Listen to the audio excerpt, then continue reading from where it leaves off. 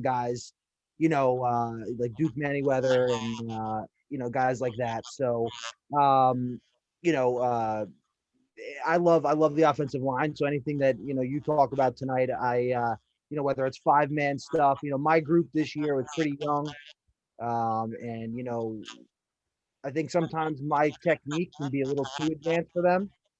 So sometimes I have to water it down even myself for my demographic. So I'm excited because we run air raid at my program, and we're a combo of zone and gap run scheme stuff. So I'm excited to hear your presentation. Awesome. I saw that hog back there. I thought that was North Carolina barbecue. I didn't know that was Coach Wormuth, he's a German coach. He's a pro German coach. So I think I think I've actually done a clinic in Germany before, a Zoom clinic in Germany. So Good. they got some good football going on. They sent me some film. That's some good football.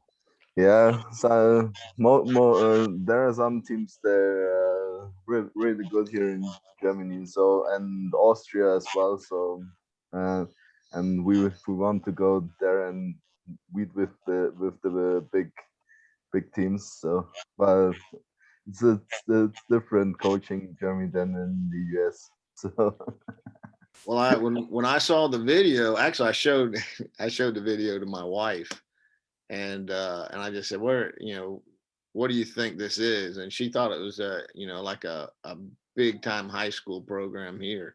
I mean, it was good athletes and good looking schemes, and they were doing a good job. So yeah. I'm excited to go watch them. If you get a video from the Schwäbische Unicorns, that's the best team in Germany.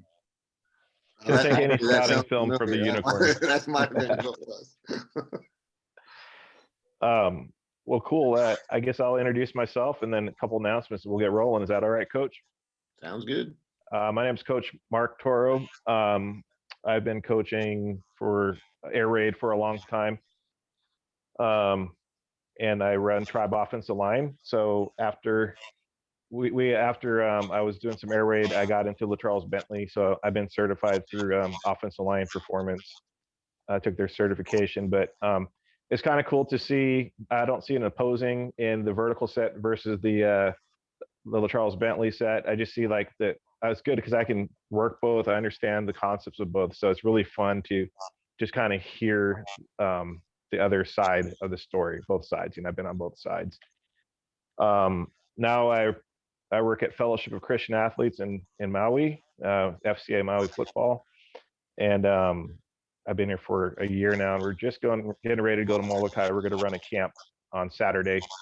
So we'll fly out for about a half an hour. So if you guys can keep us in your prayers for safety and a successful trip, that would be great. Our vision, I saw Coach Salas, he was at FCA camp, and this is a FCA huddle. So just want to share what we're about is FCA is about to win others to Jesus Christ through the influence of coaches and athletes.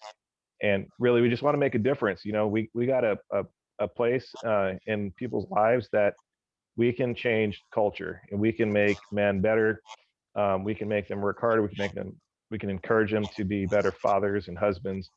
And obviously, they have to make the ultimate choice, but we can do our best to lead them and be the good example that we can be to these guys. So I got a lot of respect for what you guys are doing, and what you guys have is a place that is an honorable place and a place where you can make a difference and change the people around you and start a legacy. So that's what we're all about here. And a quick verse, and then we'll give it to Coach Salas. It's Matthew 5:13 through 16. You are the salt of the earth, but what good is the salt if it's lost its flavor? Can you make it salty again? It will be thrown out and trampled underfoot as worthless. This is the one I want to focus on. You're the light of the world, like a city on a hilltop that cannot be hidden. No one lights a lamp and then puts it under a basket. Instead, a lamp is placed on a stand where it gives light to everyone in the house. In the same way, let your good deeds shine out for all to see so that everyone will praise your heavenly Father. So, if you guys have a relationship with God, I just encourage you guys to be that light on the field and in the classroom. Amen. Today will be our final. I can't believe we've done 10 Zoom huddles like this. This is going to be our final one until the season ends, because we'll be out on the field a lot. We will have like a coaches roundtable, so you guys are all welcome to meet, and we can go over film, go over scheme, and just kind of support each other. I call it a cadre, but I'll put out a notice. If you guys want to join, we can just support each other with O-line film, DB film, or whatever you guys are doing. We can support each other. But I'll make an announcement on there online, and then I'll tag you guys in that if you guys are okay with that. All right, Coach Salas, it's all yours. Thank you for coming. Thanks for inviting me. I'm excited. This is closer to Hawaii I've ever been. So you got to come on down. We'll got me love to have you. excited. I promised my wife this was our 28th anniversary on Saturday, and I promised her we're going to Hawaii on our 30th. So I've already started saving for the trip. So I'll see you in a couple of years. I guess I wanted to piggyback on two things. One, this was the first year, and I did this in a podcast, but this was the first year that we went to the true FCA model, as far as having the kids lead the FCA huddle on Tuesdays after practice. And, previous to that, for years, probably 20 years, I had brought a guest speaker in on Tuesdays to speak to the kids, usually like a youth pastor or something like that, someone they could relate to. Some years I had two guys that would alternate, and I always thought it was impactful, and sometimes it was they did a really good job, and I got a lot out of it. But this year, switching to the true FCA model, where the kids were using the FCA Bible and they were presenting, they completely ran it. They chose the topic, and they took the players through the questions, and then read the little devotional and the scriptures. I thought it quadrupled the impact to the rest of the team, and I could tell it was our seniors that rotated through as the speaker, and I just thought it really was a game changer for us. It pulled our team together, and and I just thought it impacted kids more so than the old way I used to do it, which was the bringing the speaker in. So big fan, always been a big fan of FCA, and but going to that true model really made a difference for us on our team. The second one is, we've been talking O-line so much, and the presentation doesn't have a lot to do with O-line, but I'm a true vertical set guy, and a true modified vertical set guy, where we're only going to take a couple steps back and start fighting. And honestly, it's because that was the way I was taught, and that's the one I understand. But I remember when Matt Mummy was at Davison, when he came in as offensive coordinator, there was a slide protection guy there that was really good. So they did slide protection there because that was the O-line coach's expertise. So I don't think it's I think it's just whatever you're an expert at, and you can coach up, and you can do a good job teaching kids. That works fine. So I'm not a big battle of the philosophies on O-line. That just happens to be the one that I know and I believe in. But I know there's a lot of ways to win. And I really feel that way about all offenses. I've been an air raid guy my whole life, but man, I love the wing T. I love the guys that are running option out of gun, run and shoot guys. I love all the different offenses, and I know this for a fact. There's a lot of ways to win a state championship, and every one of those offenses win state championships every year. So I'm just not a this is the only way, you're crazy if you're not doing it our way. It's not. It's just, this is my way. And I always teach our kids our way is not the only way, but it's the best way for us. And we're going to be all in on the way we do things. And the way we do things is, we're going to be in the shotgun 100% of the time. We're going to run tempo as fast as we can, as we're capable. We're going to throw the football. We're going to throw a ton of quick screens. We're a gap scheme run, so we're going to run counter when we're we run the ball pretty dang effectively from the gun, but we're an air raid team in our DNA, and all air raid guys. If we could come out and throw the ball every snap, we would be super happy. But over the years, as I've gotten older, I've turned into a true 50-50 guy. And what I mean by that is we're equally happy. If we come out and the defense is lined up in a way that tells us to throw the ball 50 times that night, we're going to throw the ball 50 times and we're going to be fired up about it. We're air raid guys. We want to do that. But if the defense comes out and they're lined up in a way that tells us you're not going to throw the ball, you're going to have to run the ball tonight, then we're going to run the ball, probably going to be counter, and we're going to run the ball 50 times, and we're going to be fired up about it. That we're comfortable whether we throw it 50 times or we run it 50 times that game. We're equally happy and we're equally at home doing that. So that's kind of been a progression. And we actually, year before last, we ran the ball a lot more than we threw the ball, just because we had a lot of talent in the backfield and we were really good running counter. So we actually ran the ball, air raid team that ran the ball more than it threw it. Now last year we got our minds back right, and we threw it a bunch, simply because we couldn't run it very good last year until the last half of the season. All right, so let me jump into this thing. I guess I'm going to share here. Host is disable screen sharing. You got to let me share there. You know how to do that? Should be good now. Good now. All right. And I guess I'm doing Donnie, it's good to have you, brother. Thanks for coming in. You bet. And let me see what I got here. I'm going to get rid of this. All right. So this is, let me see how many of these there are. There's 12. This is our last regular season game of the year. It's senior night, and this is our second biggest rival that we have. All right, so big game. We ran 12 quick screens in this game, and they were super effective. Well, we ran 12 quick screens and one counter punch that I'm going to show you, and I'm just going to let it roll through here real quick to let you watch them. Then I'm going to go through a PowerPoint, and then I'll go back and teach off the film. So I'm just going to let these roll, and tell me, do I need to go slow motion on this? How clear is that? It's good for me, Coach. Yeah, not too bad. Not too bad. If I go slow, does that help it? Yes. Okay, so I'll just hold the slow button, and I'm just going to let it run through all 12 of these quick screens.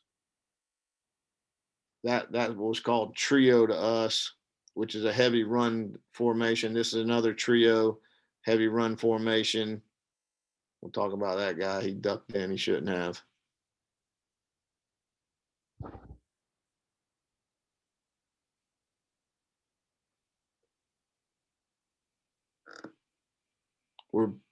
We're predominantly, this is actually a shallow. I'm going to skip that one.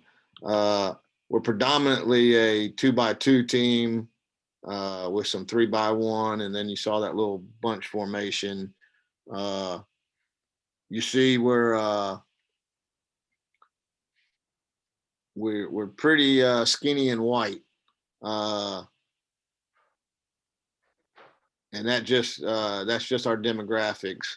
I always say we look more like a private school team than we do a public school team, but it's just the demographics we have right now.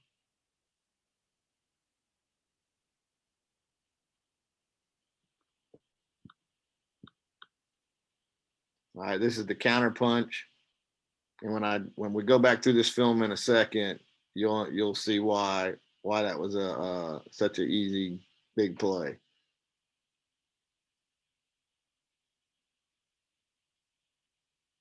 Obviously, this number 11, he's our best player on the team, so we fed him a lot, and he was pretty good at quick screens. Real physical runner.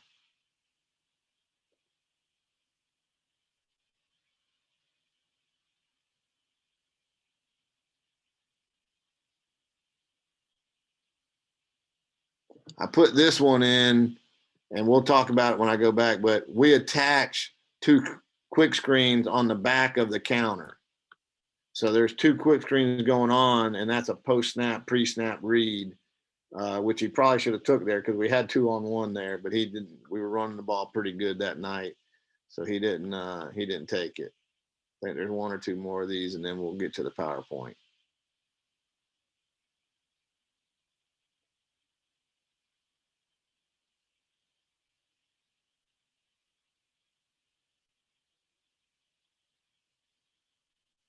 All right, so I think that's all of those. All right, so let me try. All right, so here's the PowerPoint. All right, and here's my there's all the Hawaii I got right there. So the Larry Rogers screen for us is, I guess, what Mazzoni would call a now screen or a spot screen.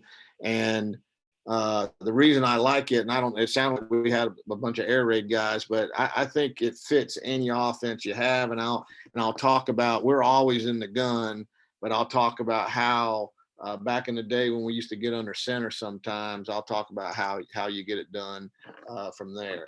So why the quick screen? Why Larry Roger?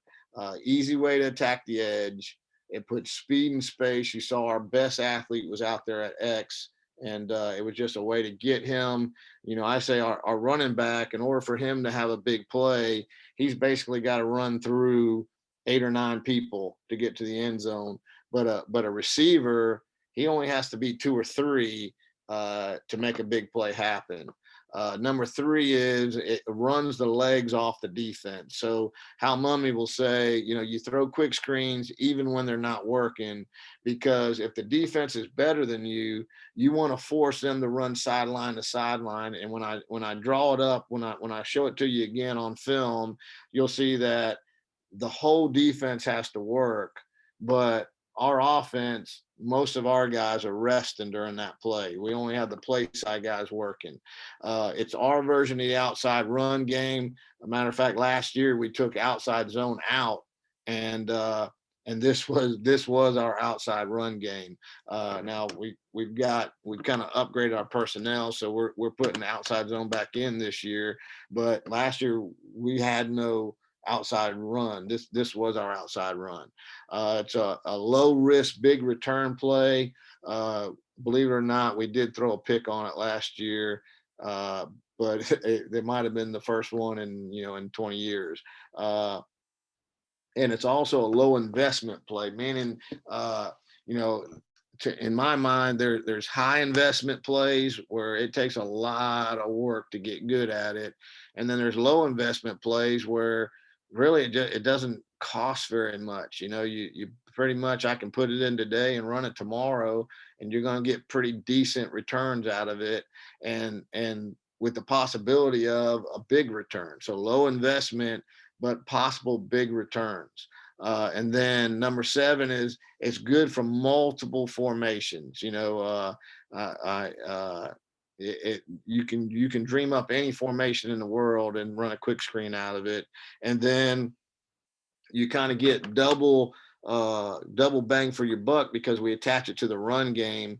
And I'm only showing clips from that one game, but there's many times during the season where we call the counter, but we get a 2-on-1 on the outside, and we just throw it out there and get a pretty good play off of it just because it's attached to the run game. So, it's that RPO deal where, you actually do get the chalk last, and you usually can win. If you get the chalk last, you usually can win. Coaching points, here's just a couple simple ones. For the quarterback, don't spend time finding the laces. It's a no lace throw, and it is turning a double play. So like probably most everyone in here, our quarterback is a baseball guy, and we just tell him turn the double play. That get it out there as quick as you can, put it on his front side shoulder so he can get busy. Receiver versus zone, they're going to give you fast feet, and then they're going to get in and get out. And there's a couple clips where he's using that first block. The first block is going to be a kick out on the corner, so he has to get inside of that first block and then get back out to the sideline. little guys versus big guys. You can cut that thing across the field if you want to. Looks great in 7-on-7 sometimes, but there's some big mean guys in the middle that you don't want to meet. But there's little bitty guys on the outside, so we want to play out there. So get in, get out. Receiver versus man, it's not as good a play versus man, but it's still a good play. So if we had press man, he would 3-step outside release, and then he would retrace his steps, with the thought being that corner is going to turn with him, make a man turn with him. And then when he turns to retrace, that number 2 receiver is going to be there to greet him. So it's still an effective play versus man, but obviously we like it with a little cushion out there. It's a better play versus zone. The number 2 receiver is kind of the key guy, and we teach him to go 1 yard in front of the number 1 and then take the most dangerous man. Some weeks that's the walk player, some weeks that's the corner. It just depends. And you're probably going to see them cheat, pretty quick. They figure out who's the most dangerous and they just start blocking him. We changed it this past year. We used to teach it off of a run look, where the offensive tackle and the offensive guard would take a step down inside and then head out. This year we had him take a quick set, and then the offensive tackle, his job is to run flat to the sidewalk, and then when he sees the number 2 receiver's block, he turns up and gets somebody. And then the offensive guard, he quick sets and then runs to the alley and just picks up trash. And our big thing is we tell them, make sure you don't clip anybody. Just the fact that you're getting out there makes some little guy start hopping around, and then our guy can pretty much weave his way through. And then a big coaching point, I learned this from a middle school guy in Mississippi, is when the quarterback has to throw, and that says left, but it should say right. When he has to throw to his right, you notice we were heavy left-handed there because our best guy was on the left, and it's a much easier throw for a right-handed quarterback going left. But when you do go to the right, if he will turn his right foot, turn his toes to the end zone, it opens up his hips to make that throw. So that was a good coaching point. And then here's the only 2 coaching points I have, and it's been probably 10 years, to be honest, since we were under center to do this, but it was a great play from under center for us. It comes out much faster, and we always had good results when we were under center. But the 2 big things is the quarterback, he needs to stagger his throwing foot. So I don't know about you, but I used to teach parallel feet, kind of toes pinched in when they were under center, but we would stagger that right foot back when he was going to run this quick screen, just to try to get him out of there quicker. And then the offensive tackle, we called it a toe block, and occasionally we'll still do this today. If that defensive end is really, like he's jumping across and knocking the ball down, doing stuff, we'll still toe block it even today. And that just means tackle on end. So when you're under center, the tackle takes a defensive end, and everything else, literally the whole rest of the play, is exactly the same. All right. So I'm not hearing anybody. You guys still with me? Yes, Yeah, sir. we're here, Coach. Just Okay. writing down some questions. I was getting nervous there. All right. So let's go back and see. You guys seeing my my film again? Yeah, we got it. All right. So I'm gonna come here, and I'm gonna draw this thing up real quick, and then we'll see. This will be a good test. I'll draw it up what it's supposed to look like, and then we'll see if it actually looks that way. All right. So first, offensive line. I got some O-line guys in here. These 2 are right. These 2 are wrong. All right, we want to be maximum off the ball. We want that helmet to, just break the hip of the tackle. So these guys, they're off the ball. These guys are way too tight on the ball. We're 2 foot splits. We tried stretching out 2.5, 3, but they get scared and they scooch back in. When the bullets start flying, they want to be closer together. So we left it at 2. All right, this is obviously nice big cushion. This is, if we were gonna pay them and tell them, we'll say, I'll give you $100, but I get to tell you how to line up. We would tell them to line up like this. All right. They're worried. We were a big vertical team this year, and we'd already hit them on a couple nice vertical routes. So they were real worried about us going vertical on them. This thing should be one up, one back, fast feet, and he's going to come to the ball.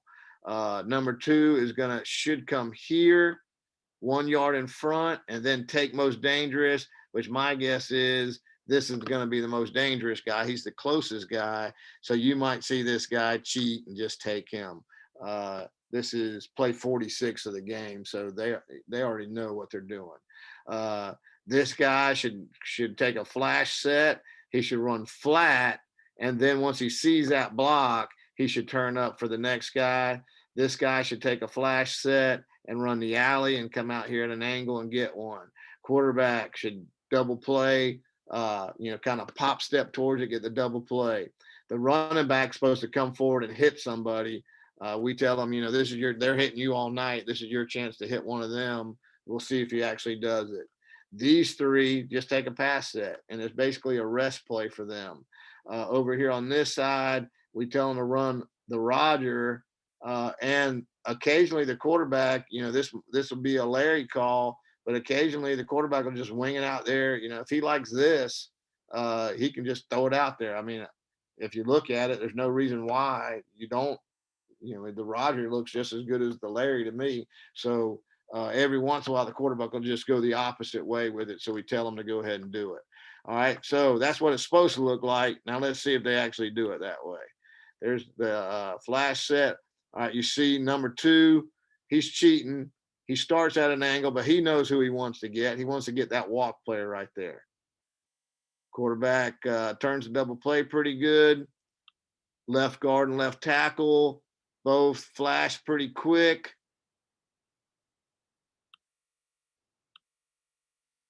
Both flash.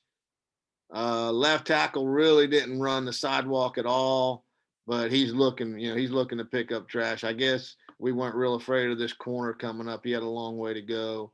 The left guard, I liked his angle, but I just didn't see how he decelerated while he was looking for someone. He kind of slowed down and then ends up missing this guy.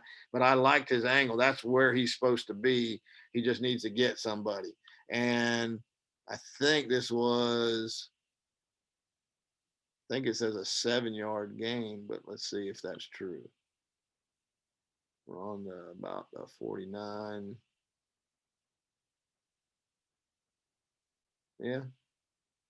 Pretty close to a 7-yard gain there. All right, so that was 46. So here's the next play. All right, so that was, I don't know if that was first down. It looks like it's over here. I don't know, is that first or second down here? But this is the next play. And like all good tempo guys, we have a call where it just says run the same play again.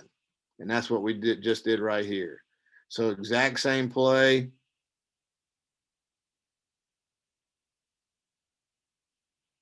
Get in, get out. I like it. It says we only made a 2-yard gain, but it looked like a 5-yard to me. All right. Then I just want to make sure I'm right here. That was 47. So 47, 48. This is 49. So this is the next play in a row. I guess we decided they played it too tough on us right there. So now we're coming back with what we call Fox, which is just we're going to fake the Larry, and the number two is going to come fake block, and there wasn't much of a fake there, but the quarterback pumped it, and then quarterback really dropped a dime on him right there. So let's look at the quarterback's fake. Pumps it, good pump, and then really drops a dime on them. So, Coach, can I just ask you real quick, with the left tackle there, because he knows it's Fox, right? So it's a fake. So does Right. you teach him to jump set the end there? No, Or he's just taking a regular pass set. he's supposed to be. This is This was a crazy. Obviously, COVID was crazy for everyone. Sure. This is a freshman. This is a freshman. These two are sophomores that have never played football before. Wow. So we had one senior on O line. So our offensive line coach deserves the Presidential Medal of Honor because he had them playing pretty good by the end of the year. So for don't ask me why, but this kid had the best pass set of any freshman I've ever seen. And this game, all of a sudden, he stopped pass setting for some reason, just crazy freshman stuff. And it took us about 2 weeks to get him back right, just in time to get knocked out of the playoffs. So he just does that. I mean, he was doing that all night, not taking a pass set, and he actually got a big pass called back because he just I don't know why, but now this kid had the best pass set of any freshman I've ever seen, and this game he just stopped doing it just because he was a freshman. That answer your question? We didn't teach him that. No, yeah, absolutely. And then, and just back to that too, with their alignment defensively, is that something that you called because you see the corner then kind of come up? He's not playing as deep as he was before. Yeah, let's go back one play. I was thinking there were twice this game where we went multiple Larrys in a row, and they would keep, they were creeping up. You see, he's not near as deep as he was before. Yep, correct. So let's watch this play. He had no back. You see what he did? There was no back pedal. He's already closer. Then there's no back pedal. And then he gets us right there. So that was a gain of 1. So maybe I skipped this play last time. Maybe I skipped that one for some reasons. But they stopped us. That was the third Larry in a row. And they stopped us for a 1-yard gain because he did that. Now that's me right there. I'm watching him. So I saw what he did, and I saw that he stopped us for a 1-yard gain. So that's why we came back the next play with the Fox. Okay, yeah, that was my question. Yep. And obviously, I'm like most old coaches. I notice it's happening more and more as I get older, where I call it to my side just because I can see it better. I was standing right. This is me right here. I'm staring at him right now to see how he's playing it. And so that was just a counterpunch off of it. All right. So this is a little bit later in the game. But you see and you see the left guard didn't get out that time. Again, that kid never played football before this year, him or the center. But you see, it's just you don't even have to do it right all the time. It's just a simple play, especially if they're giving you cushion off the edge. I don't know about I'm sure all the air raid guys in here, and we're switching to a 3-5 this year, and we're playing cover 3. So it sounds crazy me saying this, but I mean, air raid guys just start drooling when they see cover 3 because it gives you all the things that you want. And I mean, this is the play. To me, this is like a run play. We ran this thing 12 times in one game. All right, here's the trio. So everything's the same, just the formation's different. So their rule on this is they're supposed to switch this. So how would that work? I think we're calling this the walk. So he would take him, and then he's supposed to come out here and get this one. Is the way it's supposed to work. Everyone else is exactly the same. So let's see if it actually. No, they didn't. They just took 1 and 2 and left the corner. And we do have a rule that says if they're deeper than linebackers, we don't count them in the count. So they could. I'm kind of covering for them. I don't know if they were actually thinking like this, but we don't count safeties in the count when we're saying, you got 1, you got 2.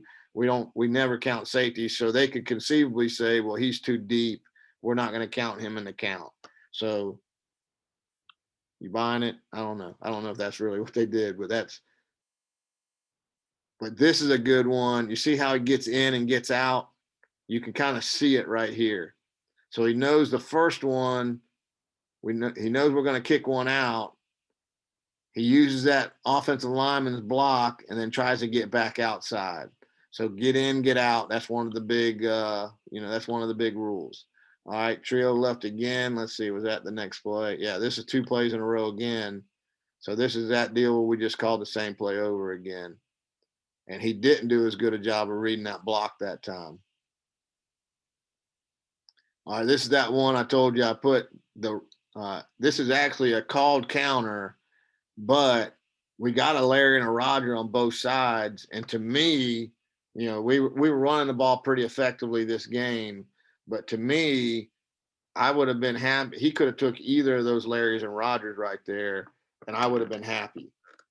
And it happened multiple times in the season where we're going to call, it's just an RPO where you can't, you're still in the chalk when you call an RPO. But so we put the RPO into the run game. So this is our number one run. And you see, it's not that we blocked it that good. The kid made a good bounce right there. But I just wanted to show you, quarterback on his own, he could have thrown this Roger or he could have thrown this Larry, and we would have been in pretty good shape right there because they're packing the box so much. It's down there on the 10, and so they're packing the box pretty good.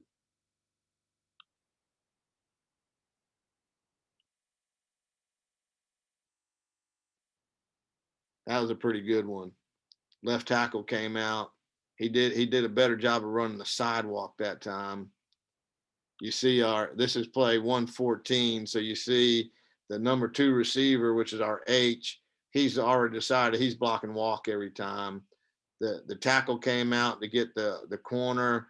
The X gets in and then gets back out, and he just got tripped up there just a little bit, or it would have been an even bigger play. The guard tried to get it called back with a clip, but he was running a good angle. And he just got tripped, just shoelaced him, or it would have been a big play. That was a 15-yarder, but it could have been even bigger. All right, I think that's back to the beginning. Well, I don't know. Yeah, that's just a trio, and we're back to the beginning. So I think that's 12. I think that's 12 quick screens in one game, and the Fox as the counter punch. And again, it's just it's our always every year. It's our number one screen that we throw. There's always a couple games where we're gonna, where it's like that one where they're giving us a look we like, and we're just throwing it over and over and over again. It becomes a run for us.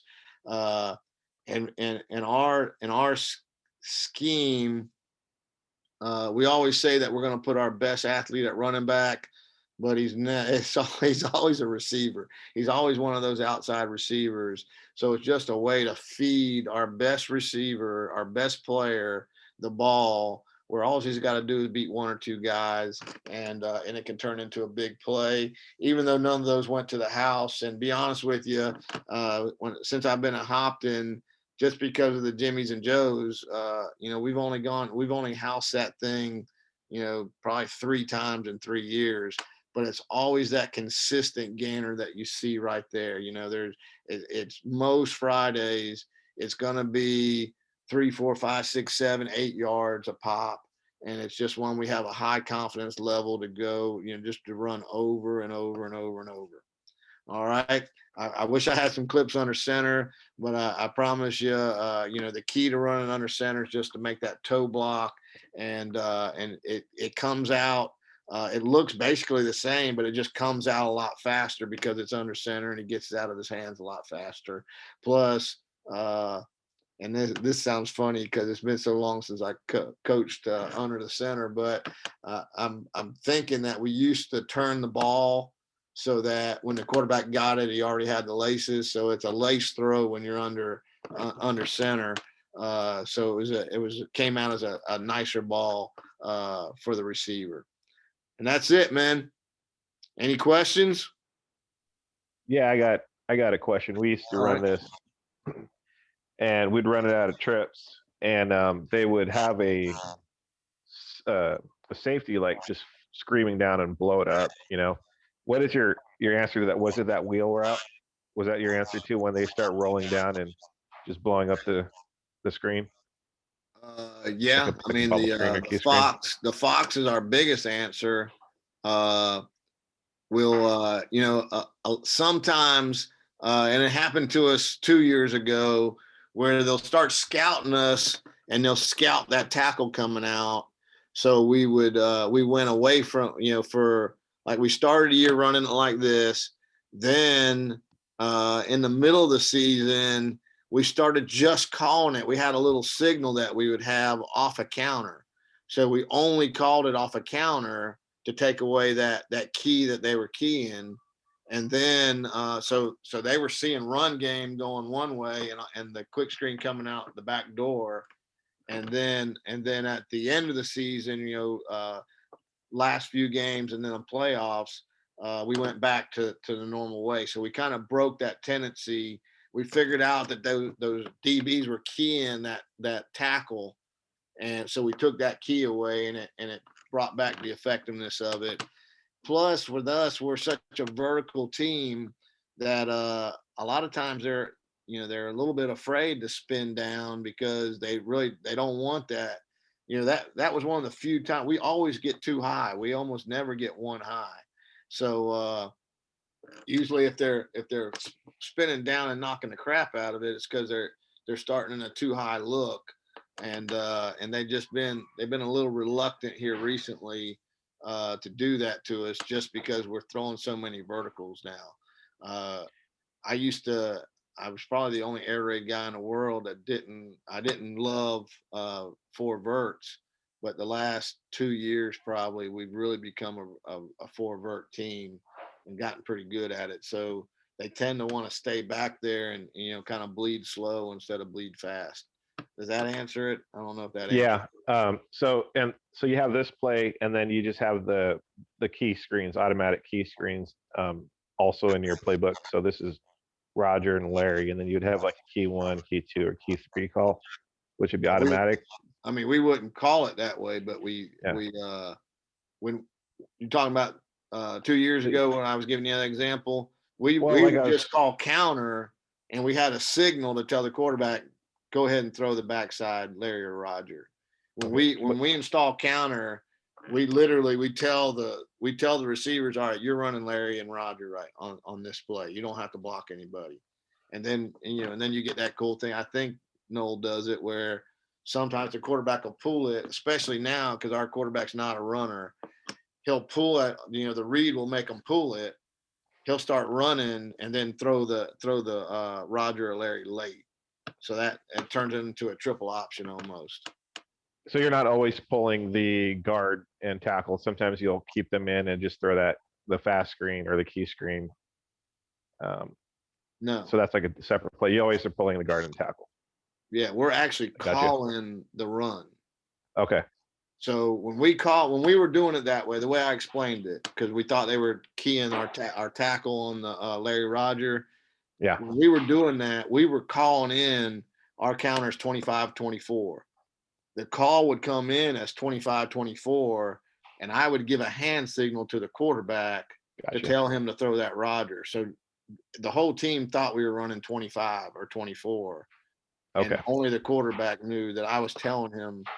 The receivers thought that he was just pulling it and throwing it on his own, but I was actually telling him throw the backside. And we went. It was about a 3-game stretch when we did that, where we were just fixated on.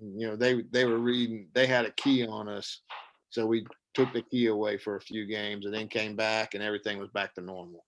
Gotcha. Thank you. Coach, do you guys also run fast screens to your inside receivers, or do you mostly just run that outside receiver, Larry Roger screen? We have the ability to throw it to number 2. We never do it. We practice it occasionally, but we never do it. But we do run pedal bubble, and it became a pretty good play for us this past season. We played in the spring this past year, but it became a pretty good play for us. And we counterpunched that one with a stick route behind. We'll run number 2 on the stick and bubble number 3. if that walk player is coming downhill and just beating us up, then we'll just run the stick behind it. We just call it punch as our counter punch on the bubble. But we basically run bubbles to the inside guys and quick screens to the outside guys. If you were to throw the Roger, you said toes need to go to the end zone. Now, for your quarterback, that your toes, he's basically flipping his toes 180, so they're facing your end zone, correct? Right. Okay. So his right foot needs to turn completely behind him, and it opens up his hips. Okay. Because it's just a hard throw for him. To get those hips around to make that throw is, I mean, it's tough for me to do. It's tough. It's a tough throw. So there was a middle school guy in Mississippi that told me that little trick, and it cleans up the Roger. I mean, just quick. It just opens up their hips so good. It's still a hair slower, obviously. Just right-handed guy going to the right, it's a little slower, but that little tip really helped it a bunch. Okay, thank you.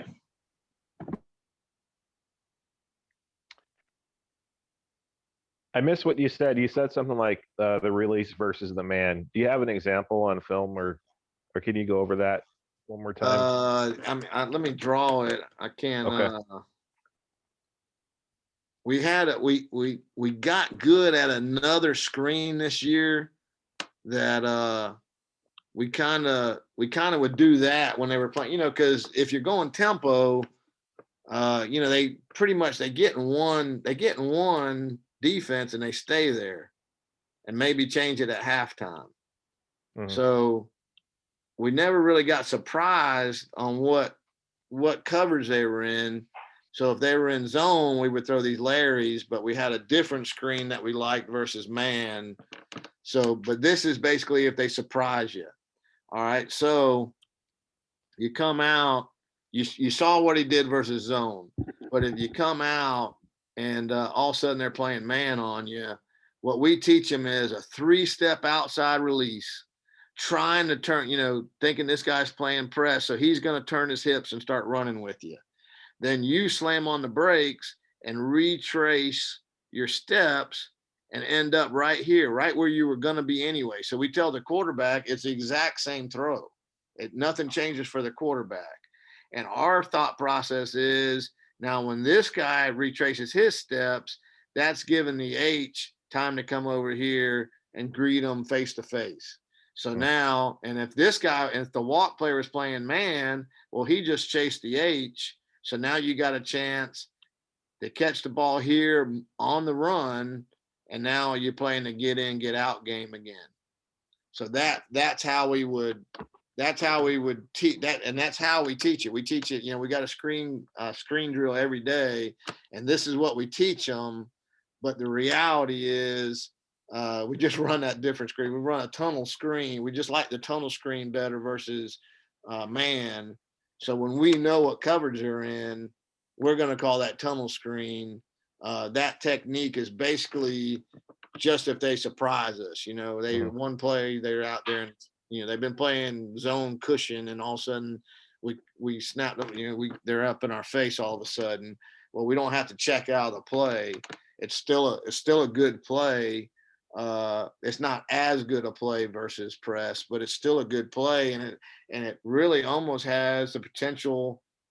It's got a top, a upside potential. You could house that thing pretty quick. You could gash them pretty quick right there if you hit it right. But it's just our way of saying, well, we don't have to check out anything. Right. We don't care if they're in press, we'll do this.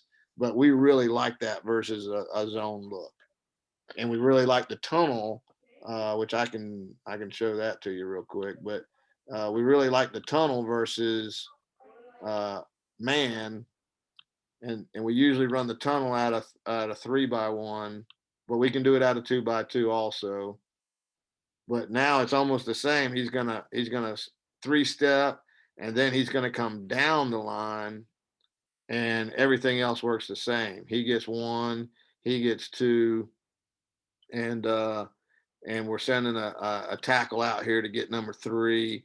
And now, you run that deal, kind of across the field. We call it what do we call that? We call that Liz and Rose is our tunnel screen, and we've turned it this year. We turned it into. I've got a video on my channel.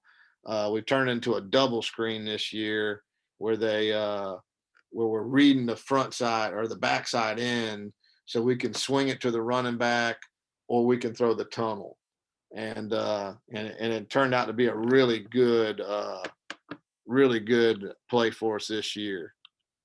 So I don't know. Did I double talk there? It was let me see if I can find it real quick. It's we can still run it versus Lucy Rose. I might have called it wrong. So we can still run it versus zone, but I mean we can still run Larry and Roger versus zone, but we just like this one better. So so we're just reading that end right there and just flipping it out there to the back. But let me get where we ran the actual tunnel. I think this is it right here. So these guys were playing man, and we just like that one better versus we like that one better versus man, but we're not afraid of Larry and Roger versus man, but we just like that other one better. So we end up, when we know they're in man, we run that one. That was kind of a long answer, but it's we like the other screen versus man better. Yeah, the angles are a lot cleaner. Yeah. It's the quarterback's taking a drop, so it's got a little more time to develop. That when you're running that Larry Roger versus man, it's pretty much a bang. It's almost no different. So he's catching that dang ball and throwing it to that spot, and that receiver's got a 3-step retrace and catch it right there. So everything, it's just a tighter window, and when you're running that tunnel, it gives everything more time to develop. Yeah, Coach, I was gonna ask you that with the quarterback on the Larry against man, it's still coming out the same timing as it would in zone. Almost. I mean, honestly, he probably slow plays it just a hair, but we tell him it's the same throw. It's the same Right. spot. Right. He's having to kind of trust. He's kind of having to throw it to the spot before the guy's there. And I've seen some teams that are awesome at it. We've never been awesome at it versus press, but we've been effective enough, where we didn't, it doesn't scare us. It doesn't scare us into checking to a different play, But if they're in cover, if they're giving us a cushion, you're going to see a ton of Larry Roger that night. And if you're in press, you're going to see a ton of vertical and a ton of tunnel. So, Coach, what do you think is the most dangerous man if they play man coverage for the number 2 receiver? So he had to get to block that one who's in front of us, or the guy who's over number 1 receiver. I think you're asking me if they're playing man on 2, who's the most dangerous. Yes, what are they doing to number 1 is the question. Yeah, so is number 2 blocking the if there's a press coverage? So if you get the Larry, so if he's blocking the man in front of him, or is he blocking the man who's over number 1 receiver? All right. So are you saying that they're pressing number 1 also? Yeah. All right. So that would be, I don't know how to erase this, so I'm just going to do it here. That would be basically the one. That would basically be this one. So if they're pressing both of them, we're going to block number 1. If they're pressing this guy and they're pressing this guy, yeah, and we're gonna say that he's gonna outside release it. He's gonna come for number 1. Oh, okay. When he turns back around, we're gonna block him, and we're gonna say that this guy should, if he's playing man, he should chase him. He should chase H out there, and that gives us a chance to get into that. He should catch it here and get into that return. I told you we did get it picked one time this year, and they gave us this kind of look, but this guy was not playing man. So we went and did this, and he went out here to do this, and this guy just stepped across and picked it and went pick six to. So it was that look. They faked us right there. They made us think that they were both playing man, but they weren't. That walk was playing zone, and he got us. So we had to start, and they only got us once because we started blocking that guy because we understood that he was in. They were like they played a press bail on number one, and they were just sitting that walk player. He was right in our face, but he was a zone player, and so he got a cheap one. But then we blocked him the rest of the night, and it was fine. But it hurt. It hurt that, So, and it was our biggest rival that did it. So they knew us. They scouted us hard on it. So, but normally, if it's true, if it is man, then number two should follow number two. Yeah. So he should chase them, and then we should come back underneath them with the potential for a big play, especially if they're pressing you, they're probably sending some heat. So you're getting some pursuit out of there because they're blitzing. And so it has a chance to be a big play. But all that said and done, we like the tunnel better versus man just because it gives you a little more time to see what's happening out there. And it almost invites the blitz a little better too. We like it for that reason too, is that, because he's backpedaling, the quarterback is backpedaling, he's taking a 3-step. We really call it an infinite drop. He's starting his drop and then he just keeps dropping and makes the throw. If we know they're in man, we're gonna call the tunnel instead of the Larry Roger. But like I said, we can it don't scare us out of it unless they fake us.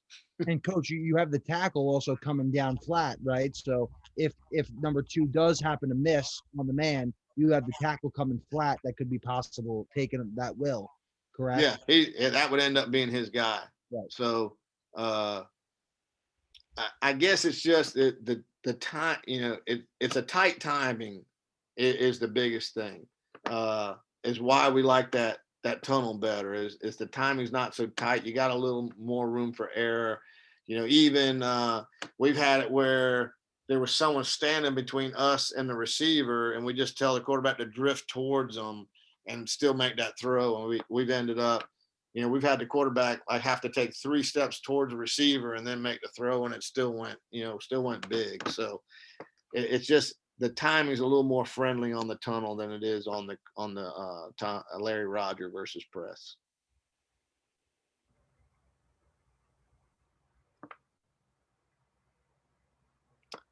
Man, I've enjoyed it. I always like talking a little quick screen, air raid guys. We'll talk quick screens all night. If you haven't checked out my YouTube channel, please do it. Coach Joe Salas on YouTube. Got a bunch of good videos on there. Got a bunch of really good. I bring in people to talk, and they've done a really good job.